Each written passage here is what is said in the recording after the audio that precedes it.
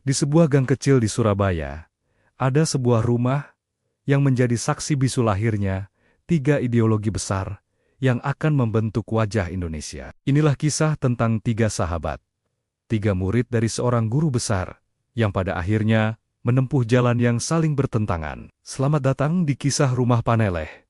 Dapurnya, nasionalisme Indonesia. Di awal abad ke-20, di Gang Paneleh ke-7, nomor 29-31, Surabaya, berdiri sebuah rumah sederhana milik Haji Umar Said Cokro Aminoto. Beliau adalah pemimpin Sarekat Islam, organisasi pergerakan terbesar saat itu dengan jutaan anggota. Namun, di balik statusnya yang mentereng, Cokro Aminoto bukanlah orang kaya. Untuk menopang hidup keluarga, ia menyewakan kamar khimar di rumahnya. Dengan biaya sewa Rp11 per orang, rumah itu menjadi tempat kos bagi 10 pemuda penuh semangat. Istrinya, Suharsikin, dengan telaten mengelola keuangan rumah tangga yang sederhana ini. Rumah kos ini bukan sekadar tempat tinggal. Ini adalah kawah Candra di Muka, tempat para pemuda dari berbagai latar belakang ditempa. Disinilah mereka belajar, berdiskusi, dan berdebat hingga larut malam. Mereka semua adalah murid dari sang empunya rumah, Hari O.S. Cokro Aminoto, yang mereka panggil dengan penuh hormat. Cokro Aminoto bukan hanya mengajarkan politik, tapi juga cara berorganisasi, berpidato, dan menulis untuk membangkitkan kesadaran rakyat. Rumah ini juga sering dikunjungi tokoh-tokoh besar lain, seperti K.H. Ahmad Dahlan dan K.H. Mas Mansur dari Muhammadiyah, menambah semaraknya pertukaran gagasan. Dari sekian banyak pemuda yang tinggal di sana, 3 nama kelak akan terukir abadi dalam sejarah Indonesia. Meski dengan tinta yang berbeda, mereka adalah Soekarno, Semaun, dan Kartosuwirjo. 3 kawan satu kos, 3 murid dari guru yang sama, yang menyerap ilmu dan inspirasi di bawah atap yang sama. Mari kita kenali yang pertama, Soekarno. Ia datang ke rumah Cokro Aminoto pada tahun 1916. Di usianya yang baru 15 tahun, ayahnya menitipkannya untuk melanjutkan sekolah di Huger Burger School atau HBS bagi Soekarno muda. Cokro Aminoto adalah idola.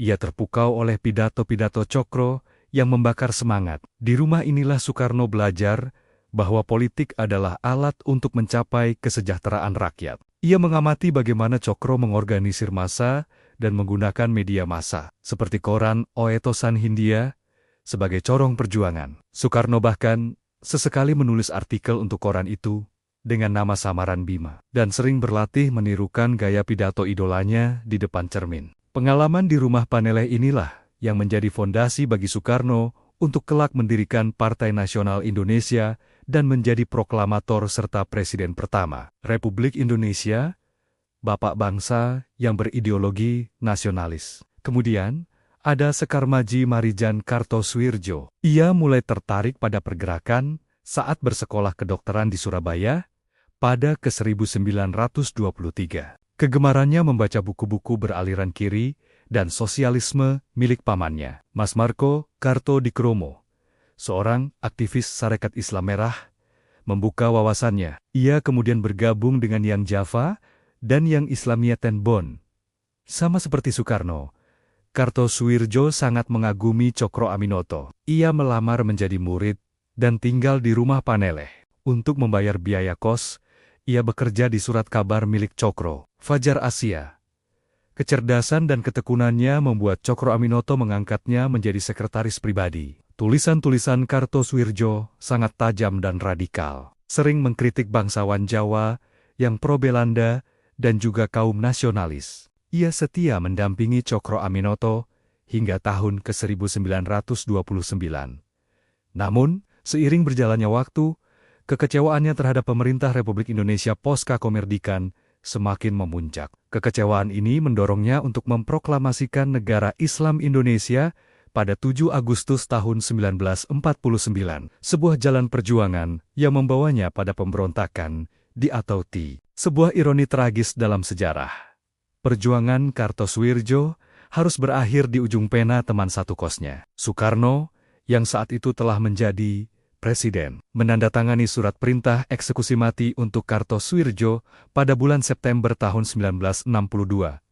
Terakhir, mari kita lihat Semaun. Ia adalah anak ajaib dalam dunia pergerakan. Di usia 14 tahun, pada 1914, ia sudah bergabung dengan Sarekat Islam Surabaya. Pertemuannya dengan tokoh komunis Belanda, Henk Snifflit, membawanya ke dalam lingkaran Indische Social Democratische Vereniging atau ISDV, cikal bakal Partai Komunis. Aktivitas politiknya begitu menyita waktu, hingga ia berhenti dari pekerjaannya di perusahaan kereta api. Sebagai ketua Si Semarang, Semaun sangat aktif mengorganisir pemogokan buruh. Bersama Alimin dan Darsono, ia bekerja keras menanamkan paham komunis di Hindia Belanda. Prinsip komunisme yang ia anut akhirnya menimbulkan perpecahan di dalam tubuh Sarekat Islam. Pada Mei tahun 1920, Semaun mengubah nama ISDV menjadi Partai Komunis Hindia, yang kemudian menjadi Partai Komunis Indonesia atau PKI, dengan dirinya sebagai ketua pertama. Awalnya menjadi bagian dari Sarekat Islam, perbedaan ideologi yang tak terdamaikan membuat PKI resmi berpisah dari SI pada Oktober tahun 1921. Jalan hidup Semaun membawanya hingga ke Moskow, pusat komunisme dunia, dan ia menjadi tokoh sentral dalam gerakan kiri di Indonesia. Soekarno sang nasionalis, Kartosuwirjo sang Islamis, dan Semaun sang komunis. Tiga aliran besar pemikiran politik Indonesia di abad ke-20.